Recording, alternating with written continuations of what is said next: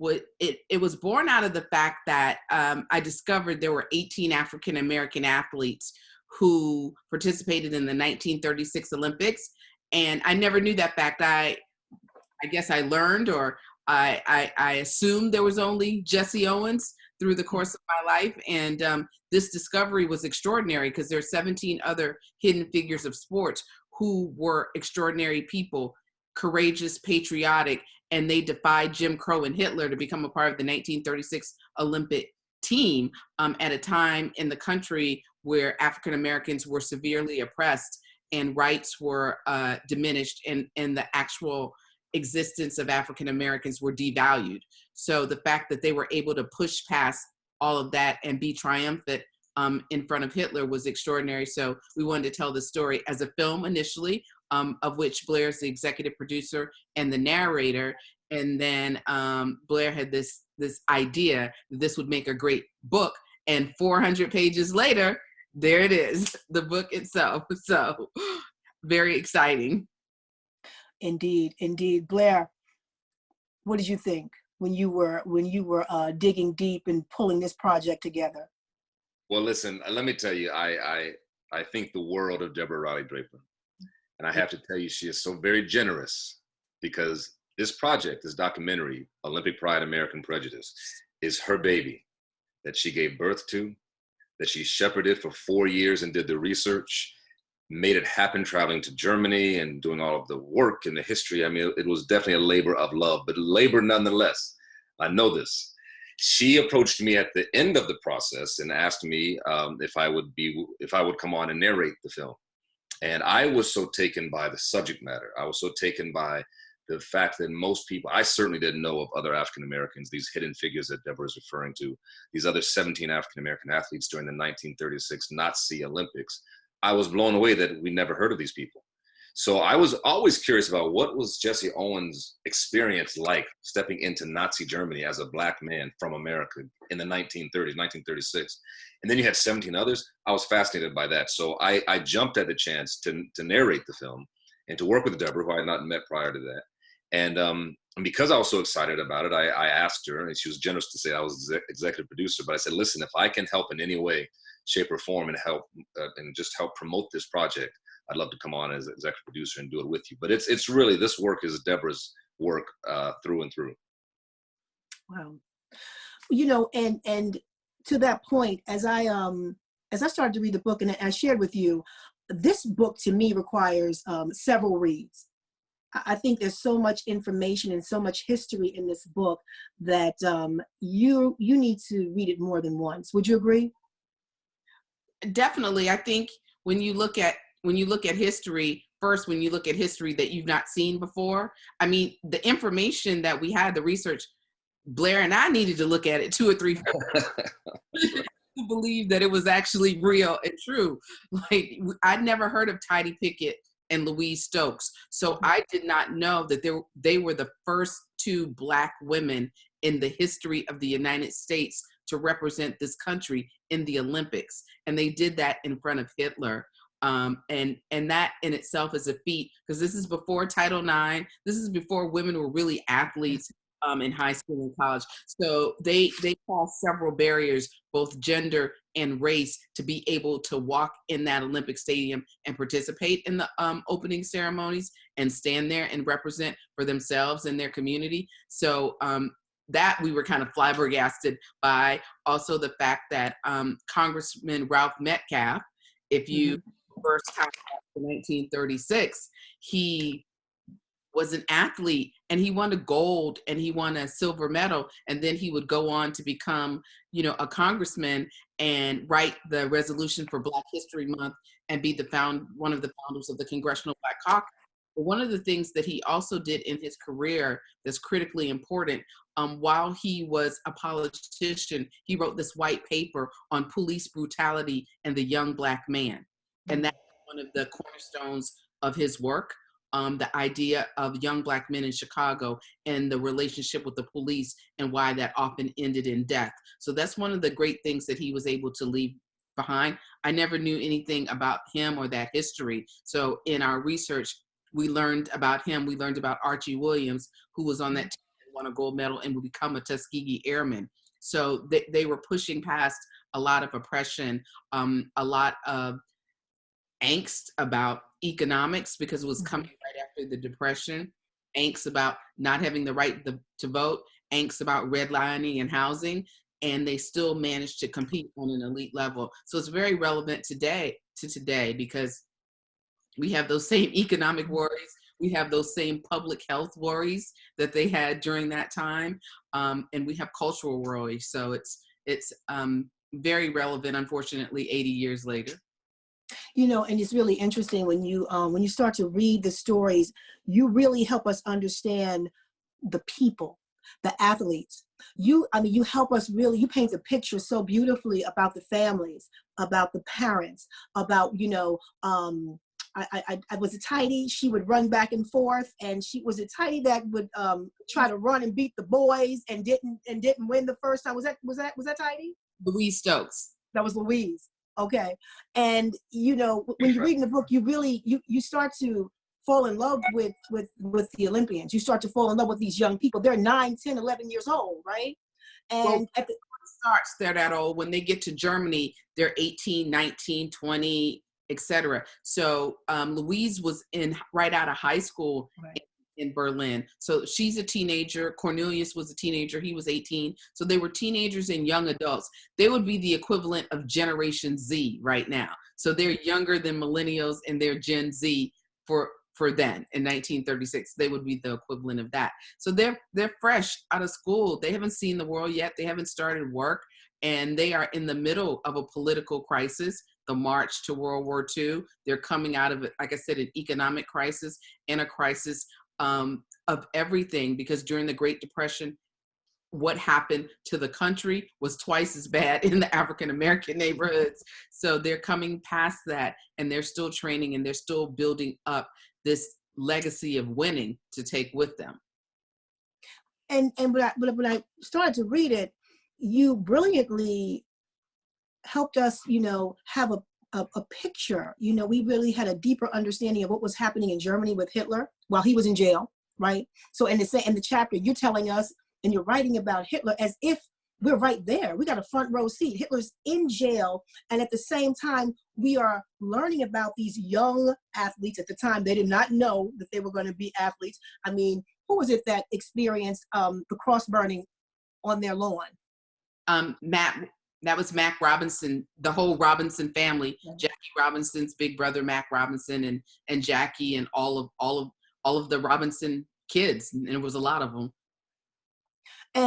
But that's what I thought you did so brilliantly. And when you really start to read the book, you're in Germany, and then you're in California, right? And then you're traveling, because these families are traveling. They're all moving, and they're mothers and fathers trying to make it. Just regular, ordinary people trying to put food on their table, trying to make sure their children are in the best schools, making sure. And meanwhile, these kids are experiencing racism. They're experiencing all of the isms, right? But how did you do that research to write so brilliantly?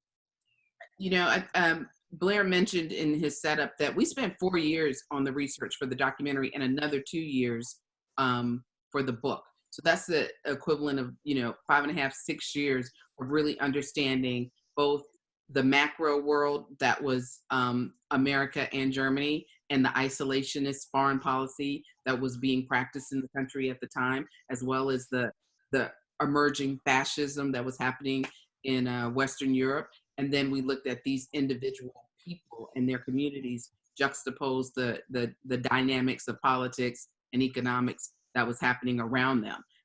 Not like unlike today, right? We're all trying to balance the dynamics of public health and public policy and politics and an election year and no graduations and all of these things. So 100 years from now, when someone paints the picture of today, May 20th, 2020, they'll have to talk about young Solomon or Sky or Michelle against the backdrop of everything that's happening politically, culturally, socially, and certainly from a public health standpoint. So as a filmmaker and a writer, we wanted both a macro story and a micro story, so you can. Mhm. Tracy, I have to say, I'm glad you mentioned that construct of going from Nazi Germany to America at that time. So that's the platform of this whole story. But you know, when you take Deborah's documentary and then to transform that into a book form, one of the hardest things to do with all of the research she had done is, okay, how do you carve that? How do you tell that story? There are many different ways to tell a story. But when we came up with the construct of just, okay, let's see what Hitler's doing as these kids are Right. growing up, as Louise Stokes or Tidy is racing the boys on the railroad tracks. Let's see what's happening in their lives while Hitler is on the rise, and then they ultimately come together. And to watch that trajectory of both worlds and the collision of both worlds is something I think works very well. I'm glad to hear you say that, because you know, it was a lot of conversations. How do we tell the story of 17 different people? Thus, Right. 400 pages later, here we are. Right, right. And I just want to bring in the scholars. I just want to, you know, I just want to bring in the scholars, because we were talking about with these young minds, they're thinking about it, you know, from their standpoint today, of what they're going through. And Deborah, you touched upon it. And I just want to take a second to make sure that everybody is in. I got a note that Nichelle needs the code. So I want to make sure that we get the code to Nichelle, if we can, EP, because I do not think she's on. I want to make sure she's on. Is that possible? Thumbs up. Is Michelle emailing? Nichelle. Is she emailing you? She's texting me, and I don't want to lose my Zoom. No, so we can make sure absolutely that she's not. in. Got it. So if you can just check on her and just make sure that Nichelle Johnson is has the Zoom code so she can join us. So while we're doing that, while we're doing the technical and enjoying this conversation, anybody have any questions? I just want to make sure we're not waiting to the end to get the questions in. I'm gonna wait for the chat. Well, while they're working on the questions and thinking about the questions, Deborah, what was the hardest part that these young athletes experienced? What was the hardest thing that they had to overcome when they decided, they had to make a decision, right, to go to Germany? What do you think was the most challenging thing they faced? You know, I'm gonna answer the question two ways. I'm gonna answer it, then I'm gonna ask Blair Underwood the question, because he's a father. And I guess I'll start with Blair. If it was 1936 and Tidy Pickett and Louise Stokes and Archie Williams were your children, and they came home and they said, hey, we're thinking about going to Nazi Germany to run for the United States. And you're torn as a father, but you understand the opportunity. I mean,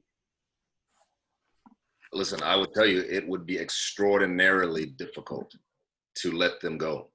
Unequivocally, I can tell you that. And I think most of you, you know, young folks on the Zoom call can think about how your parents would feel, and those of us who are parents and grandparents know how we would feel. But it's a great way that you pose that question, because I don't know if I would be able to let them go. And in the documentary, I know as Isaiah Thomas poses that question, and I don't know how I would feel. And the question becomes, will they come back? And will they come back alive? You know, because that's very real. You know, we can deal with some knuckleheads, you know, in this day and age, and we definitely have our issues right now. But 1936, you know, leaving America, the South at that time, and then stepping into Germany and Nazi Germany at that, and Hitler, we knew what Hitler stood for. So to let my child go, and especially my daughter, I have one daughter, my baby girl, as the parents did for all of those kids, but Tidy Pickett and Louise Stokes even more so, was very difficult. Yeah. I would imagine it would be hard to decide if you want to represent your country, Nazi Germany, and wonder, if I get on this boat with no cell phone, because there were no iPhones in 1936, you're on this ship, you've got to sail for 10 days to Germany. There were only these 18 African Americans together of the 400 plus people on this ship. and they go right into the port, and you see all of these swastikas and you see all of these Nazis. You wonder if you will be safe. You wonder if you will come home. You wonder if you will come back with scars, emotional and or physical. And as Black men and women who run, we know sometimes that running as a Black person is very, very dangerous. And to be able to have the USA on your back, I guess maybe that's when you're safe to run because you're in uniform or costume. But to be a runner and to just run in a place that you're not familiar with, in a place that may not be familiar with you, is dangerous then, it's dangerous now. I'm in Georgia right now, so it's the idea of freedom to run is right there, you know? Right there. Right. I mean, as we all know, I run with Maud, right? I mean, that's the whole thing, you know, we stand with Brianna. And that's when my daughter invited me to run with her for Mother's Day, and that's how we celebrated and paid respect to Ahmad's mother. And to your point, yeah. And let me be honest, I didn't run. I did a speed walk. And all right, let's keep it real. But to your point, today we're jogging and we're running and we're losing our lives. We're losing our lives. And I just think about the 18 young people. They left a place where they felt like second-class citizens. They knew what America stood for, and they knew how they were treated. They watched their parents suffer. They went to school and were clearly, I mean, you write about it in the book, but they leave to go to another country that they know, they wonder, well, not even wonder, they knew Hitler wasn't going to shake their hand. You write about that, right? They knew Hitler wasn't going to shake their hand when they won, because they knew they were going to, you know, they knew how good they were, but they also knew they were leaving a place that had a prejudice against them and their families, and they're going to another place that has the same type of prejudice. I mean, what do you tell our young people that's on the line right now, that's on this call? I think it is the classic case that W.E.B. Du Bois wrote about at the turn of the last century. Can you be both Negro and American? Right? That was that. So that was the quote in 1903. Mm-hmm. That's again something that all had to contend with in 36, because in 36, the NAACP had one approach for these athletes. You know, like the Pittsburgh Courier wanted them to go, the NAACP didn't want them to go. So they're kind of caught in the middle of athletes, because African Americans did not have a singular viewpoint then or now on the subject matter.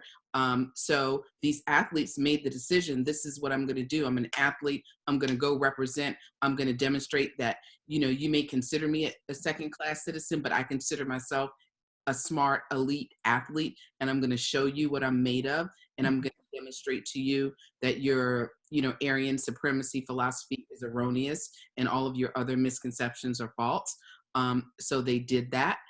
So I think, you know, boy, a lot of courage, a lot of strength, a lot of conviction, and I think that's what these young people on the phone, Audrey and Jalen, and, you know, all of these wonderful young scholars on the phone, they're going to have to approach a lot of tough decisions like these young people did in 1936, and they're going to have to dig in deeply and find the wherewithal to approach it and make a great decision. But it's not easy. It's never hard. I mean, it's never easy. It's always hard when you come to a crossroads. And there's a question that said, you know, did we interview any of the other Olympians who were living? We did not interview Herb Douglas, but we interviewed Carl Lewis, who was an Olympian. We were able to interview Joanna Hayes, who's currently the coach at USC. We were able to interview Dr. Tommy Smith, 1968 Olympics, you know, Black Power fit. We interviewed Gretel Bergmann, who was 100+ years old, who was a German Olympian at the 1936 Olympics. So, we had a wonderful array of young Olympians, who were in their 20s and 30s, and some older ones as well, to give perspective. Our most decorated Olympian, definitely from track and field perspective, was Carl Lewis, who we had the opportunity to interview. But we also had the opportunity to interview a host of Black scholars, professors with their PhDs in African American history and sports psychology, who could provide an academic and a scholarly perspective on both the events, the athletes, and the context for then and now. Great. And I just want to see if we can take a moment to open up Donna's mic, because that question came from Donna.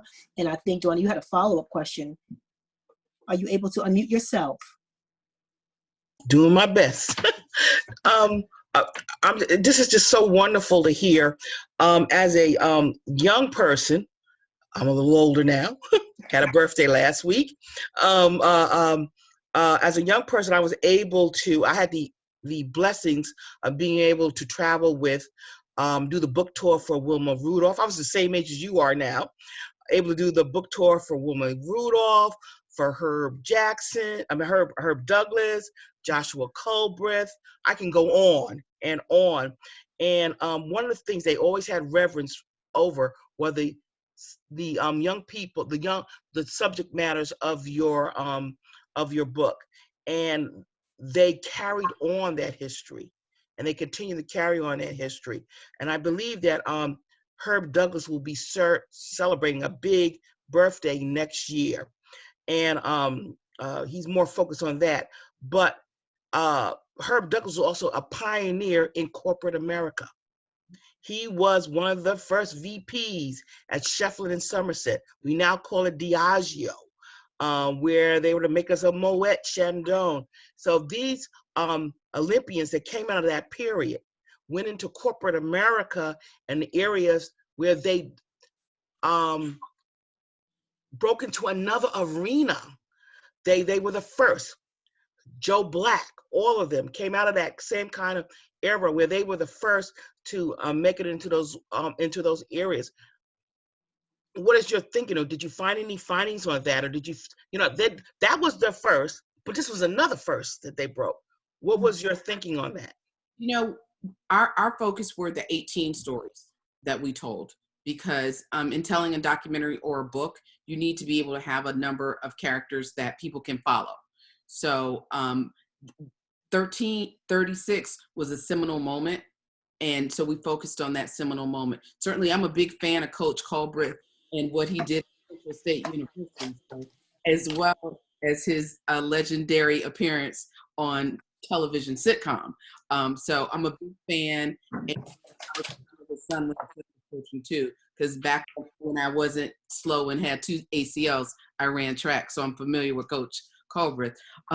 But the story of those guys, which is about 18 to 20 years later, they are another legacy in their own. But here's the thing, right? So if you look at 36, and Tommy Smith says it in the documentary, if you look at 36, everything from moves forward for the presence of the Black athlete on the international stage. That was the first time. So they laid the platform. So his exact quote is from 36 to 68. That was the engine that made it possible for them to even be in Mexico City in the first place, to be able to demonstrate and protest their feelings against apartheid in 68, because that engine was turned on in 36. So we stuck with where the engine was turned on, and we're grateful that from 36 all the way to 2020, there are hundreds of amazing stories of African Americans who broke through. I mean, 1960 was a great year with Wilma Rudolph and Muhammad Ali. So, it's fantastic. Wow. Can we just take a moment to, before we go to Michelle, I want to go to Javette. Javette, can you open your mic? It's okay. Can you unmute yourself? Javette, can you hear me? Well, Javette says, why do you think that there was not more written about such a large number in theory of Black athletes in Germany during this time before now? I don't know. I think Blair and I get that question a lot, right? Mm. So, and there are a couple of theories, right? Because you can't really go back in 36, but you can understand America, right? So in America, where African Americans were second-class citizens and no one wanted to actually say we were fantastic and we had earned our way to be considered first-class citizens. If you were a general market newspaper, now keep in mind, the Pittsburgh Courier, the Amsterdam News, they were all writing about these athletes, but mainstream papers were not. So if you're a mainstream paper and you write about 18 amazing African Americans, you're gonna start chipping away against the Jim Crow theory that exists at that time. So if you're saying and you're oppressing and you're marginalizing and you're devaluing, you don't want to actually run stories that value, that, you know, dismiss the marginalization and dismiss the separation and the creation of these myths that were ongoing at that time. So I don't know, Blair, what do you think? Oh, Blair's muted. Blair, we got to unmute Blair. Yeah, I tried to unmute myself, so I cannot unmute myself. The host has to, so thank you, Clarissa. Yeah, you know, I think what Deborah said was, I feel the absolute undercurrent in the atmosphere that we were dealing with. But I think the other side of that is, there was, you know, just qualitatively speaking, Jesse Owens was the only one who won 4 gold medals. So he superseded what the other ones did in terms of awards. But that said, back to what Deborah was saying, therefore, it was easier to not tell that story. It was easier to have the excuse, well, he's the only one that did great things, whereas these other 17 did great things, and most of them medaled and brought the medal count to such an incredible height because of their contribution to those games. Wow. I just want to move over to Michelle. Michelle, are you ready? Are you ready to unmute yourself? And then Jalen, we're going to go to you next. Michelle? Michelle talks about Deborah, this is great. And she says, thank you. Can we check and make sure that we can unmute her so she can hopefully join in? This is Michelle Nichols. She said, my question is, during your research, did you have a moment where the information you were receiving was so moving that you just had to take a break because it captured you beyond words? And if so, when was that moment? I think there were a lot of moments like that. I think the sheer discovery, Michelle, of Tidy and Louise was a moment. Like, here are these Black women in Germany, in the stadium, looking at Hitler. Hitler's looking at them. They're looking at him. And you can imagine, because he had made a huge, you know, pronouncement that I don't want Blacks and Jews at these games. So here, this is a gendered race situation because they're women and they're Black. So that's exactly what Hitler didn't want to see. And yet there they were. So I think that was a moment. Learning that Archie, you know, had a 4.0 at Berkeley and it was mechanical engineering major, would go to Berlin, you know, really relaxed, get in the 400, take the gold medal, come back home, graduate from Berkeley, go down to Tuskegee and become a Tuskegee Airman. Astounding.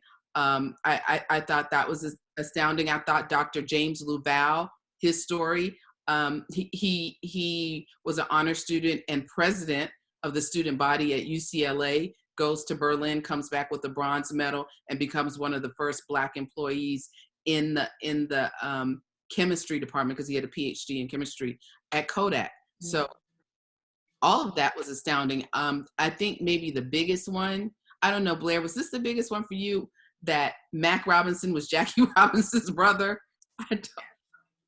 Yeah, that was definitely one of them. The fact that he was Jackie's oldest brother, and then came back, and, you know, that story of him sweeping the streets of Pasadena, you know, wearing his Olympic jacket and coat, just that. And, you know, for me, it was always, the stories when these athletes trained, it's monumental just to get on the Olympic team, then and now, and to work so hard and not to be able to compete.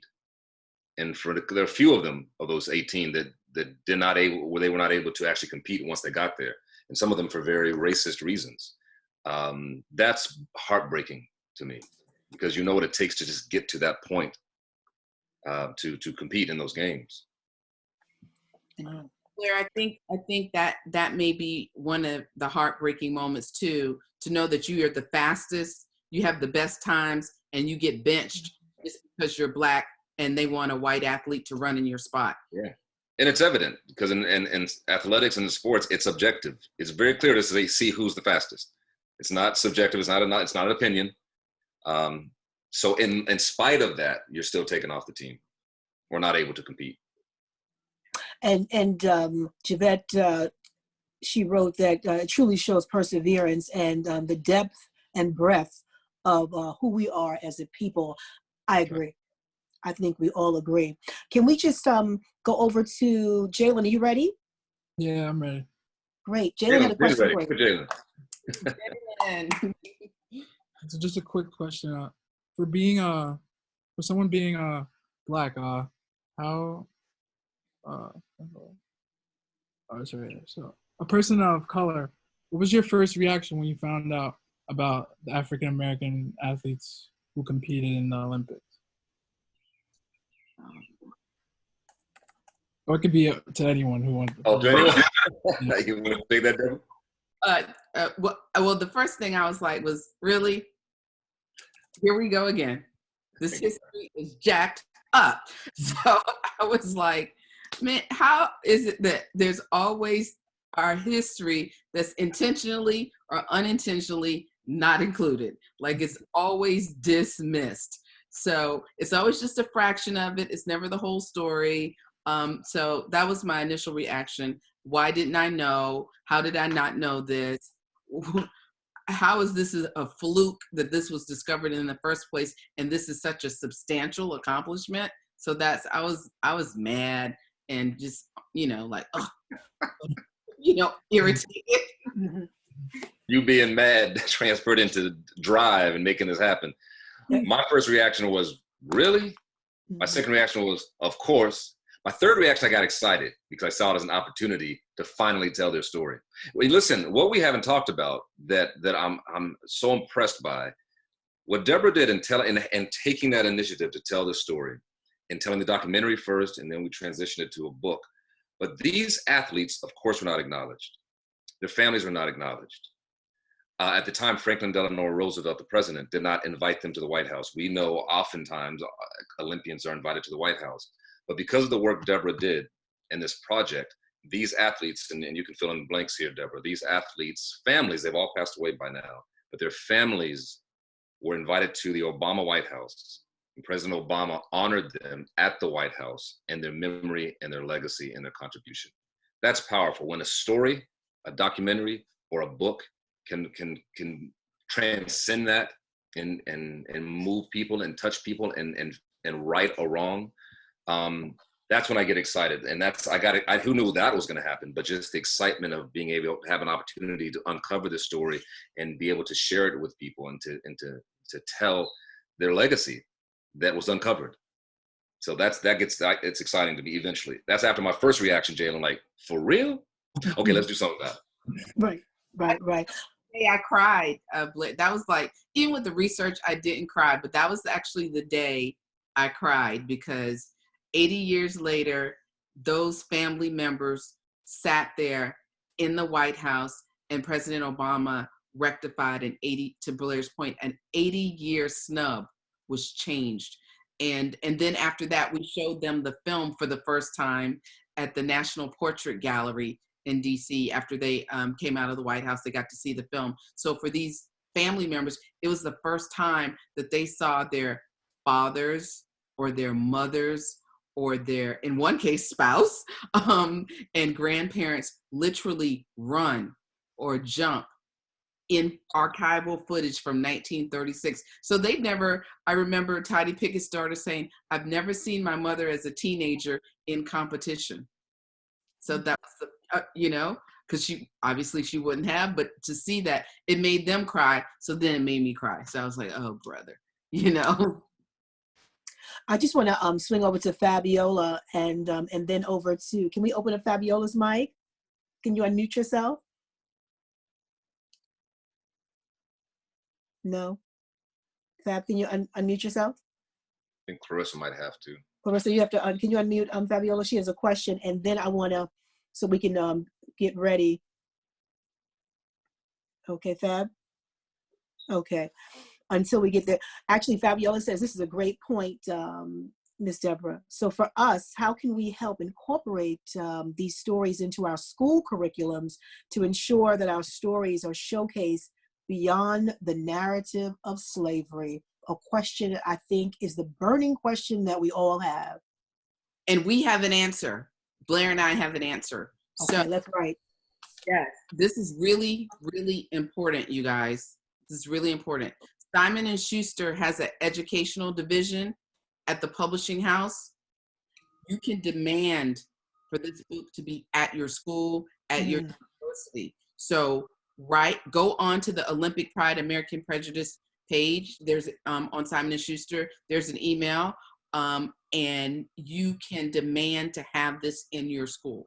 And you can also write an email to your superintendent and put the link from Simon and Schuster in there and say, we are very tired of the same story in history being over and over again. And we want to expand history to include heroes that were a part of the most important war, if you think about it, in our history, because World War II really set the pace for the Cold War, which made the Korean War happen, which made the Vietnam War, you know, trickle from there. So write your principals, write your school board, write the superintendent, write the publisher, and say this piece of history, which teaches us not only about history, it teaches us about scientific racism, right? Because if we know eugenics was founded in America, even though we attribute that to Nazi Germany,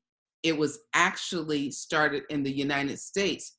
Hitler learned about it in the United States and took it to Germany and made it worse. But the eugenics that was happening in this country, in which, and you guys all know the story, hopefully, that in the early 1900s, if you were considered an imbecile, and the law was called the imbecile law, if you were considered an imbecile or if you were considered unfit, you could be sterilized or you could be put in a mental institution. So this idea of eugenics and scientific racism and the idea of sterilization, the sterilization part is the part Hitler took with him to Germany when he was reading about, when he was in jail and he was reading and learning about things, he learned about that. And that never left him. And that's what he took from American history to build the Third Reich. So all of this is important because it ties to where we are in this country, how we treat people, how there's legislation that marginalize people. Like, why on earth would there be an imbecile law? And then if you are found to be an imbecile, you can be sterilized. How inhumane is that? And how crazy is that? And guess who received most of the sterilizations? Brown and Black people. So, and if you think about that, they considered being an imbecile a public health crisis then. So if you think about the coronavirus now, who gets tests, who don't get tests, who has access to, you know, potential clinical trials and who doesn't, and who gets to be a part of these things, there's a little bit of that scientific racism very apparent right now, because you can look at who's suffering the most in terms of healthcare and treatment of the coronavirus. So it's all tied together, which is the short but not so short answer to write your teachers, write your principals, let this be a part of your curriculum so that you can not just study this story, but study the parts of politics and science and social science and biology that's all connected to the story that actually is connected to right now. So that's all I have to say about that. I just have a housekeeping note.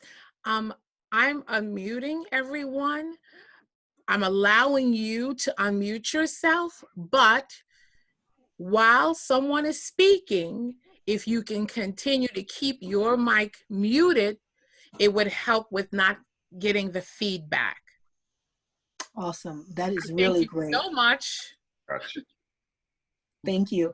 Because I know this is a great opportunity. First of all, I'm just trying to digest everything that Deborah just said. Is anybody with me? Yeah. I mean, because you just had to sit back. I mean, we knew it. We know it, right? We know it.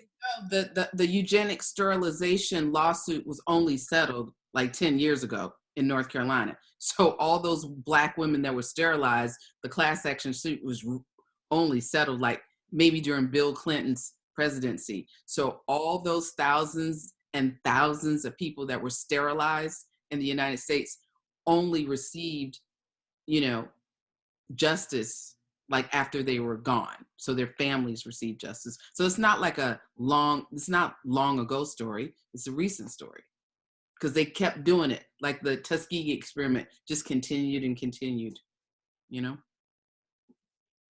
I just want to, I know Olivia has been, as we're sitting here, just all, I think, just thinking about what you just shared with us.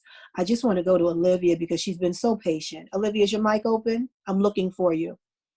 I'm looking for you. I know you asked the question, out of all of the 18 African-American athletes, was there one that you personally connected with or so inspired or motivated you the most?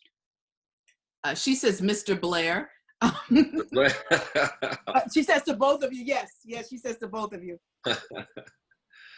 All right. I think I was most impressed, Archie Williams. Because there was the combination of athleticism and great intellect. A number of them, had those, and Deborah ran down their contributions and accomplishments. But it's one thing to be a great athlete. It's a whole other thing just to have a mind and an intellect and a drive to transfer that same kind of momentum that you have in sports to another realm, as you're saying, Tracy, earlier. So it's those athletes that doubly and triply inspired me. Archie's one of my favorites for that reason. And then Tidy and Louise are my ultimate favorites because they were women. And that made it doubly hard. And boy, what courage would it take to travel, to Germany by yourselves, just the two of you, knowing that you'll be, two Black women in Nazi Germany. So I respect their courage and I respect their everything. So they would be mine. Great. I just want to try to bring in our young scholars because many of them, this will be their first time voting, right? This will be their first time voting. And I know just in a conversation, and they can definitely jump in if they want to, but from what they shared with us is they're excited about voting. It's almost like they are really getting involved with the democratic process because democratic process seems to be in jeopardy, right? So can we speak to, and I don't know, scholars, if you want to open up your mic, if you want to jump in. I know some of you, this is your first time, you got a chance to register, and what I've heard is because of the behavior that they are witnessing and the childlike behavior that they are witnessing in Washington, they are encouraged to pay attention to politics because of the behavior that they see is concerning, and that the behavior is alarming to them because it's behavior that seems to be childlike. Because let's face it, these are the people that tweet all the time, right? These are the young people that tweet all the time. They use social media all the time, and then they see it being used in such a juvenile way. And so what they're saying is, we've got to be a part of the process. We have to pay attention because our lives are at stake. Can we speak to that? our young people want to jump in. But Blair, Deborah, if you want to kind of help them shed some light on that. I just want to say I'm glad to hear you saying that you want to be a part of the process. You want to be a part of the solution. Audrey Watt, I'm just reading what you wrote in the chat. I'm getting so frustrated just thinking about how the discrimination, oppression back then never went away. It just morphed into the oppression, discrimination we face now. What you say is very deep and profound and very real because, you know, when we look at the reality of the world then, especially when we really have these conversations, we know it, we feel it, we live it. When we have these conversations and we really illuminate and expose where we are now and the frustration that can happen, and that does happen, that we all feel, it's important to know that there is still hope, there's still hopefulness, there is still a place to go from here. And part of that, I really believe, is knowing that you are a part of the solution. And look at how far we've come. I mean, you talk about the juvenile antics of the man in the White House. Think back to the man in the White House we had before this, regardless of your politics, but he was a man of substance, a man of intelligence, an educated man. I had some issues with his politics. I campaigned for him. I'm talking about Obama, of course. But no politician is perfect. But to reach those heights of politics and the highest office in the land as an African American in this country, the reason we have such hatefulness and drama in the White House now is because it's a reaction to the progress we made as a people. And I think Obama was just an iconic figure to represent that. But just know, through your vote and being vocal and not being afraid to speak up, just know that we have come a long way, though we have so much further to go. But you are our future. I'm looking at you, Audrey, and Jalen, and Solomon, and all of you, Olivia, the young folks. You guys are the ones that are going to make the difference. And just don't allow yourselves to become too frustrated where you're paralyzed. You got to keep moving forward. Awesome. Sky, I think you had your hand up. Sky. Yeah. I was just gonna Sky, and then Audrey. So, Audrey, I see you. Sky, do you want to say something? I was just gonna add on to what you were saying about how like we all just like think of it as a joke because of like the president now. Like I think that like the president made us like, because I honestly did not pay attention to politics as much as I do now, unless I had to for like certain classes when I was in high school. But other than that, I didn't really pay attention. But it's just because like I told my mom the other day, like the president, like I see him as a teenager. Like, and that's a problem because if you're supposed to be the person in charge and we're supposed to all look at you and run to you for every problem that's happening now, like you should not be acting as if you're my age. And then that's why I feel like all of us teenagers are tapped in more now because like now we're paying attention. We're seeing like this is really not okay. Like look at all this trouble we're in as a country off all the stuff that's going on because of him. And then what he does is instead of trying to find solutions to problems that's really going on, he's sitting there and tweets all day. He like, I actually follow him on Twitter and I seen that he shared something like a meme mocking Obama, and it's just like you're supposed to be higher than that. Like that's what us teenagers do when we're like probably arguing with somebody or something. Like you're not supposed to be doing that. And it's just like now it's just like it's a joke. This country looks like a joke, and it's because of him, like everything that's going on. Wow. Impactful. That's impactful. Wow. That just makes you puts the fire in your belly, and it just makes you say, you know what, that behavior is not okay. And you're absolutely right. It's not okay because we teach our children to behave better than that. Right? We teach our children to behave better than that. And when they misbehave, we discipline our children. So here we see someone who is the leader and behaving like that. But the good news is these young people are on fire. Yeah. That's the good news. These people they're on fire and they're watching. And I like to hear the fact that this young mind, she's following the president. She's following him. That's so what she's paying attention. Guys like I follow the president and I'm watching on Twitter. Yeah, me too. See what he's saying. Yeah, it's always something. You know, Sorry, Deborah, did you finish? Oh no, yeah, I'm finished. Speaking of another Olympic athlete, have y'all been watching The Last Dance about Michael Jordan? The documentary? Okay, if you haven't been, check it out. Check it out. It's a great documentary. But the one thing about Michael Jordan is he would always need to be. I mean, he already had that enormous drive. But if he got pissed off, if somebody slighted him, if somebody disrespected him, he just needed that one thing to say, okay, I'm gonna show you. I'm gonna show you. So let this be a moment where we're motivated as a country, as a people, to say, okay, you want to slight us like that? All right, cool. Let's move. Let's use that to take us forward. Awesome. Audrey, I think you had something to say, and then Michelle, I see that you have a question, but Audrey, you ready? Yes, I am. I was just thinking about how Mr. Blair and Miss Deborah, they keep talking about how seeing Donald Trump and seeing how he's treated us, how that should kind of light a fire in our stomach. And I was just thinking about how personally I feel a little bit stuck going to vote because this is my first time voting in a presidential election. So I feel a little stuck just thinking about how I obviously can't vote Republican because they don't care about me at all. But then looking at the Democratic side, it makes me think that they take advantage of my vote.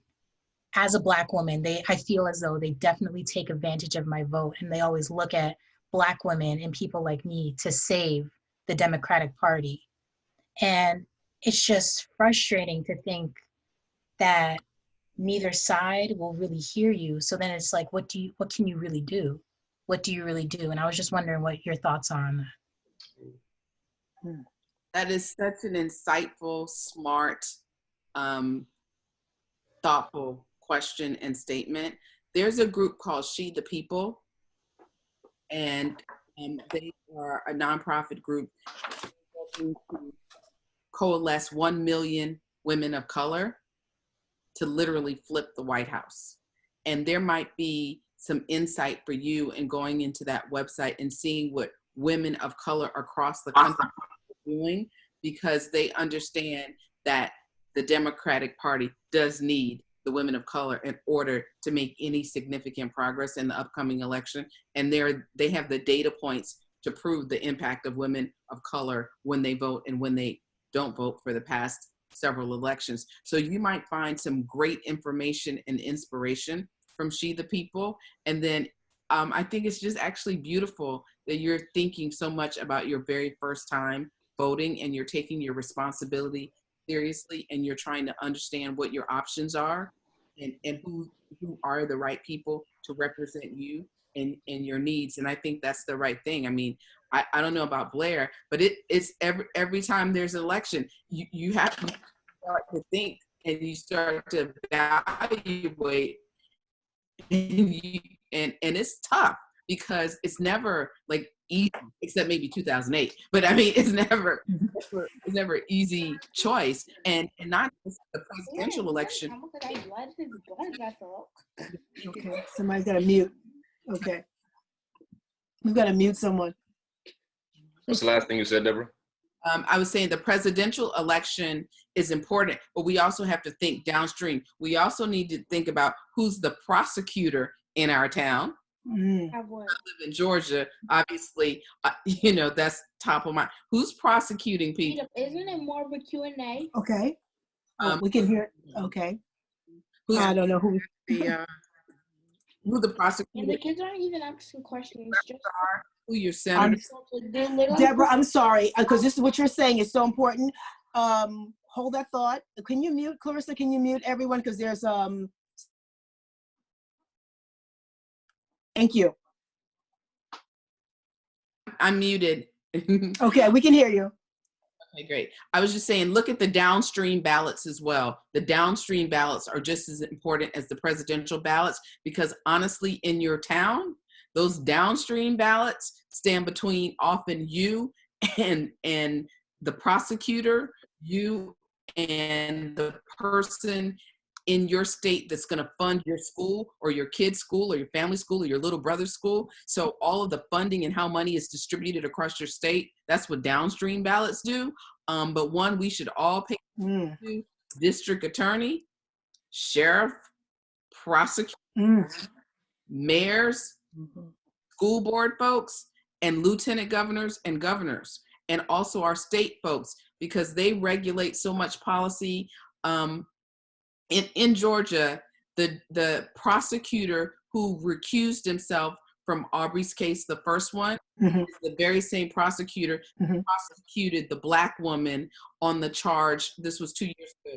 The charge was helping someone vote. So there was a Black woman voting, a young Black woman. She was your age, Audrey. It was her first time voting. She couldn't figure out the machines. And so a Black woman leans over and tells her how to do it. She's arrested for tampering with the vote. So this prosecutor couldn't arrest two guys for shooting someone, but he arrests someone for tampering with the vote. Of course, that charge was dropped after she spent a ton of money. But local elections, Donna, you're right, are key. So look at the down ballots, look at the top ballots. It is tough and it's hard, but I love the fact that you're out there trying to get your vote in and think about it so thoughtfully. So good for you. Indeed. Thank you too. Absolutely. Thank you to all of the young scholars who are passionate and are even questioning, even having this conversation. That makes us really, really excited. I just want to run over to Michelle. Michelle, you ready? I don't know if your mic is open. I don't know if we're allowed to open your mic now because Clarissa, our EP, I think I'm trying to read this. It says it also determines, I can't really read what you were saying. I'm gonna come back to it. Michelle has two, she's on two different connections. Platforms? I don't know. I've unmuted her, but she can speak if she likes. Okay. Because I can't Hi. see her full question. Okay. Can you hear me now? We can hear you. Okay, perfect. So this is so awesome and so amazing. Thank you both so much. My question is for Blair. It's more so, you being the executive producer of the film, what has the impact been among your colleagues in the industry with this relevant history? What, now that you're putting it out there, how has it been for you, the reactions, and where do you want to take it going forward? Thank you.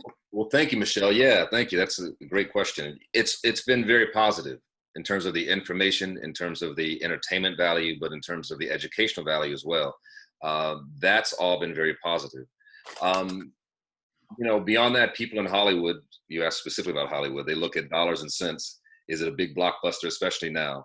Or, where can we sell it? Can we see more things like this? But the fact that it was embraced, I think every screening we had, and it's won a lot of awards. It's been a phenomenal response to it. One of the reactions I keep hearing is this should be a narrative, a movie, scripted with actors, telling the story. And I would love to see that happen. It's always a heavy lift if you're dealing with period pieces because you're dealing with in time and history. You're dealing with clothing and wardrobe and cars. You can't just go out and shoot in the street and make it relevant. But I'm not afraid of a heavy lift, and I like the idea of that. So hopefully we can make that happen one of these days. What I like to see happen now is really it's the educational. I just want to see more people understand this story, their story, but also have conversations like what we're having right now. How does it relate to where we are now?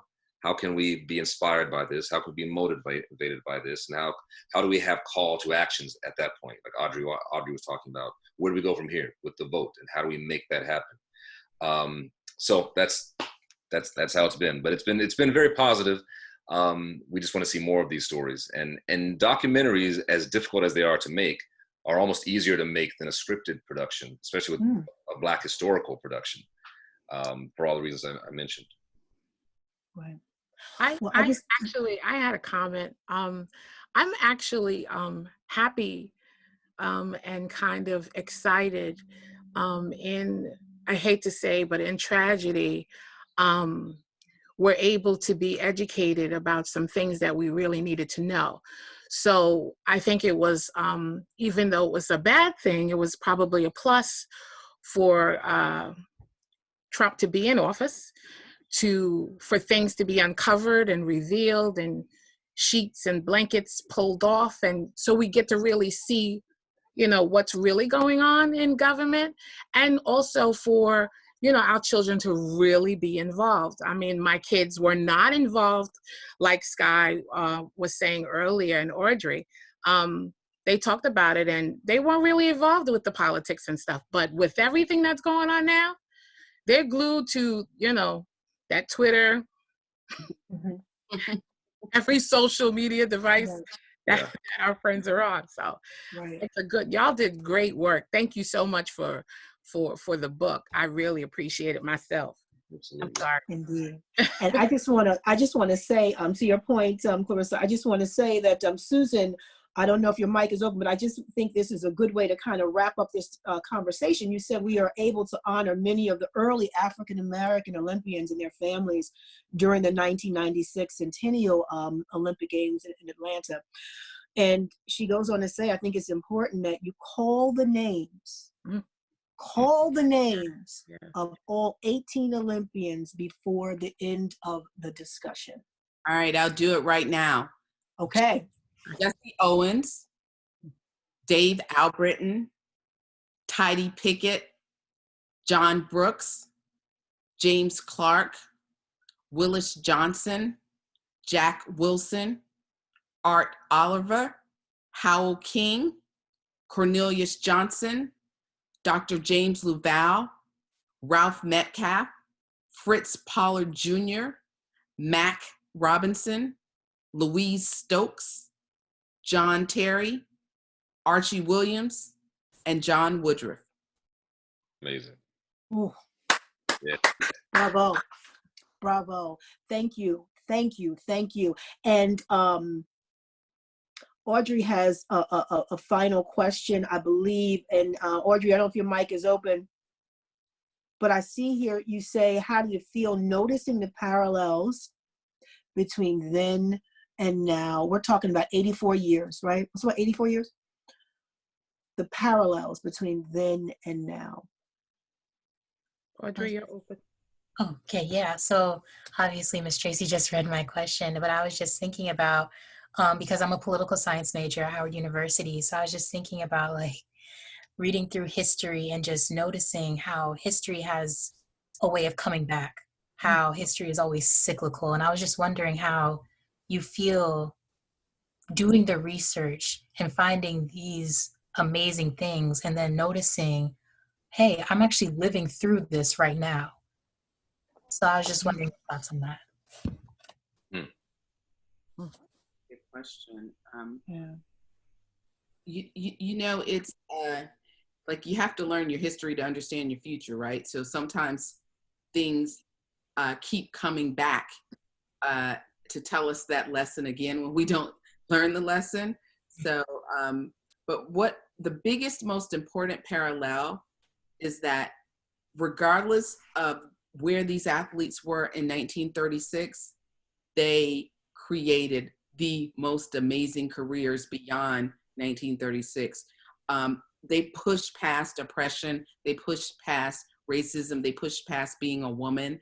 They are the most incredible examples of courage and perseverance. I think, the politics are the same, right? There are politics in 1936 and legislation in 1936 that we notice are exactly the same in 2020 and are actually being repealed to look like things were back then. But what we can learn is that they stood up and they said, you're not going to not see me. Even if you're not going to talk about me, you're not talking about me because you actually see me and you know that I'm amazing. So whether they were recognized or written about in the New York Times or not, they were exceptional and they excelled. And the fact that they excelled created generations and generations of African Americans. Blair referenced the Michael Jordan documentary. Well, Michael Jordan in that documentary talks about being a part of the dream team and how exciting it was to be on the Olympic team. He would not have been there if these athletes hadn't been there in 36. So being able to understand your history and recognize that allows you to do two things: pay homage to the people who did it before you, but it also allows you to jerk someone's coattail and say, I don't need to persuade you to give me the opportunity to do this, because this has already been bought and paid for by 18 other people. So I don't know, Blair. Wow. What do you got? Beautifully said. You know, Deborah took the very uplifting, positive route, which is great about the athletes. I can't speak to that because I feel that as well, the parallels.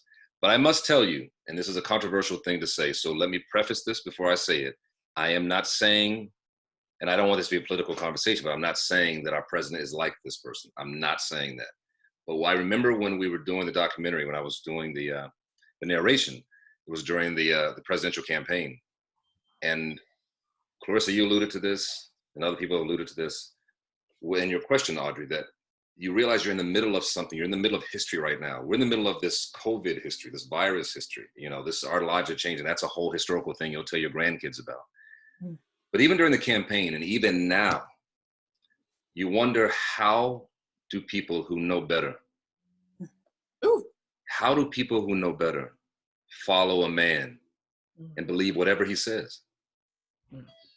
If you look at how, I'm not saying our president is Hitler, I'm not saying that. But if you look at how psychology works, how propaganda works, how people can convince well-meaning, good people, thinking people to follow their path, it's worth noting to understand how that can happen. Take the politics out of it. Because we're living in that right now.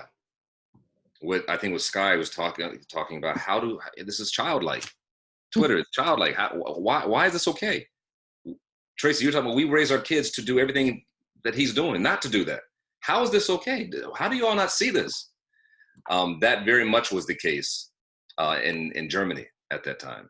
And the good thing is it was ultimately defeated. But that's more of a psychological thing. But I remember feeling very strongly during the campaign this groundswell of support and watching the winning of the election and all of that. And here we are 3 years later.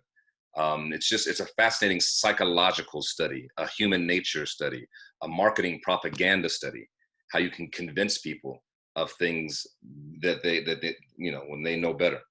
But they'll follow you if you can tap into a sense of aggrievement, if you can tap into some sense of belief and know psychology and understand how human nature works. It's a fascinating thing. It's a frightening thing, but it's important to pay attention. Because if you have to know your history to know where we're going and what we're living in right now. And on that note, yes, I think I think everybody's got some great questions, and I think Solomon, I think if we can open the mic, I think Solomon, you kind of agree with that. Is that what you were saying, young man? I was definitely agreeing with what was said. I was kind of wondering, how did it make you feel to see that after the athletes went back home, that their positions didn't really improve much, even after achieving all that they did, bringing back all the medals, helping the American team really take the lead in Berlin. Like when they got home, they still had the same trouble finding a job, whether it was, sweeping the streets of Pasadena in the jacket just to keep warm. Like, how did that make you feel, just to see that even after doing what they did, they weren't treated much differently at home? Like, besides, the warm welcome and things. I mean, like, what are your thoughts on that? I mean, it's heartbreaking, but contextually, the African Americans in that period, and the period after, and the period after that, and the period after that, will always have to, until this world is just, we won't necessarily always receive the accolades on equal measure, on equal footing. We're not always going to be recognized as equal, even though we are. So it's a constant battle to not be marginalized. So I was surprised, but not. I take that from Blair, because he's like, yes, but no. But the thing that's interesting is, and the lesson in that is, they didn't quit. Because if they would have quit and they would have walked away, or if they'd not have done it, we wouldn't be having this conversation right now, 84 years later, because they shifted a lot. Because once the integration of sports happened, the integration of the military happened, the integration of housing, so lots of things came out of 1936. And every 4 years, there's a chance for all of that to be repealed. You know, I don't know if you guys noticed, about 8 weeks ago, there was a little bit more repealed on the affirmative action.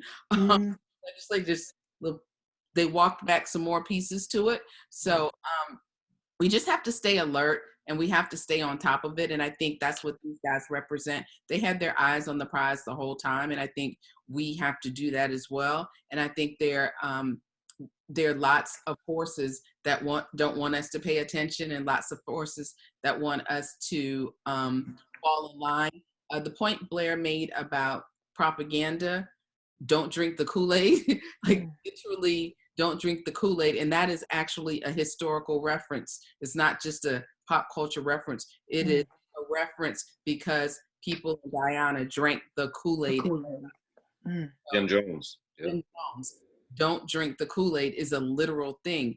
Understand who you're following, why you're following them, and what are they really saying, and is it really true? And what Blair said about tapping into the psyche, when Hitler took office, Germany was in a deep, deep, deep depression. People were unemployed, and they were still reeling from the loss of World War I. So when he became a nationalist, all about Germany, you know, building the stadium for the Olympics created all these jobs. Building concentration camps created jobs. One of the people we interviewed in the documentary, he was in the Hitler Youth in 1936. He said, if you were a part of the Hitler Youth, you got food, you got clothes, you got the opportunity to do field trips, you got the opportunity to train, you got more things than the kids who didn't become a part of the Hitler Youth. So that's a part of that manipulation and that propaganda that Blair was talking about. So all of those factors were playing a role in 1936, and they definitely 100% play a role in 2020. So, you know, watch the elections. And thank you, Susan. Appreciate that note. She said, thanks, Deborah and Blair and all the young scholars for an important film and for tonight's discussion. Angela said the same thing. We thank you guys very, very much. Excellent, excellent. And we thank you so much. Olympic Pride, American Prejudice, the untold story of 18 African Americans who defied Jim Crow and Adolf Hitler to compete in the 1936 Berlin Olympics. Deborah Raleigh Draper, Blair Underwood, we thank you.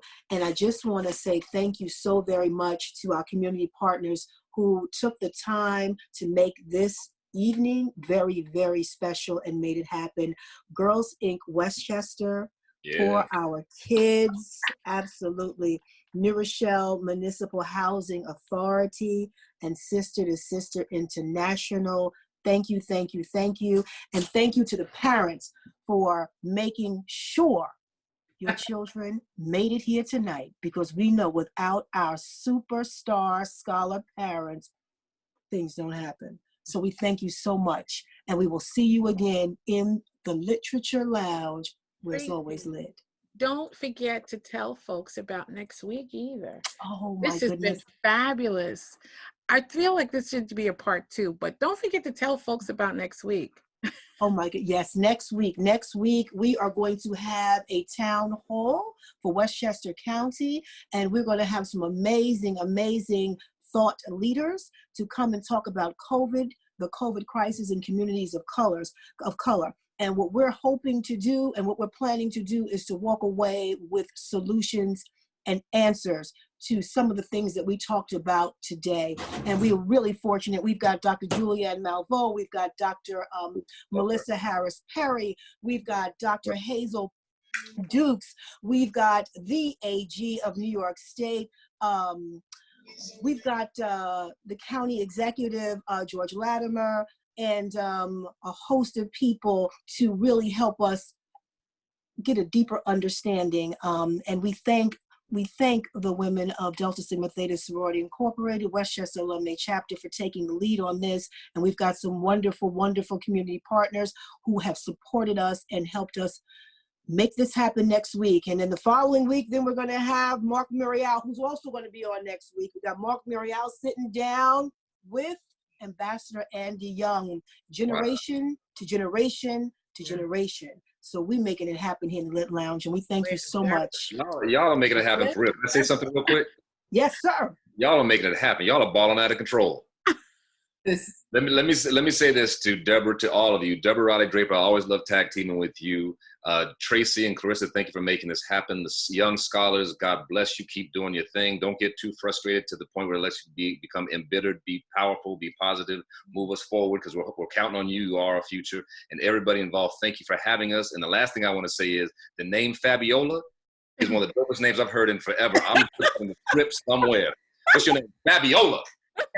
Fabulous Fabiola. We love it. Oh gosh, that is hilarious. On that note, good night, everybody. And you should be in your home, so make sure you get home safely. Yes, definitely. All right, Donna, this was wonderful. Thank you so much. Thank you for being in the Lit Lounge. Thank you, EP, Deborah, where's the music? so You usually much. have the music ready to go. Where's the music? Yeah, right. All right. Thank you. Come on, This DJ. is one of Jalen's cuts. Church. Wait a minute. Oh, she made it after Bible study. I see you. Thank you. Thank you so much, sis. Thank you for being here, everybody. Thank you. Tracy, Right, this is Giovanni, actually thank one you of so Jalen's much. cuts. Thank you, my Giovanni. Thank you so Yeah. much. Okay, we will have you. Is that my EP? You bringing the music? Okay, I guess in post-production we'll have music. I guess Actually, when it goes up.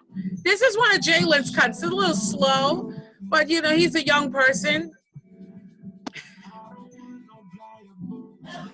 But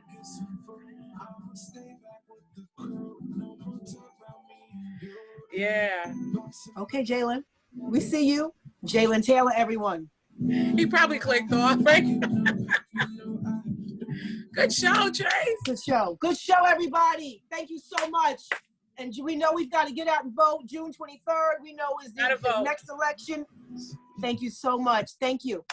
I know everybody's trying to sign off. We're just going to wait. Clarissa and I are just going to wait until you go home or go to your bedroom or your living room, wherever you need to go. And happy birthday, Donna. I see you're still on. Thank you so much. Thank you so much. Olivia, thank you. We appreciate you. We appreciate you so much. One by one. Thank you, Olivia.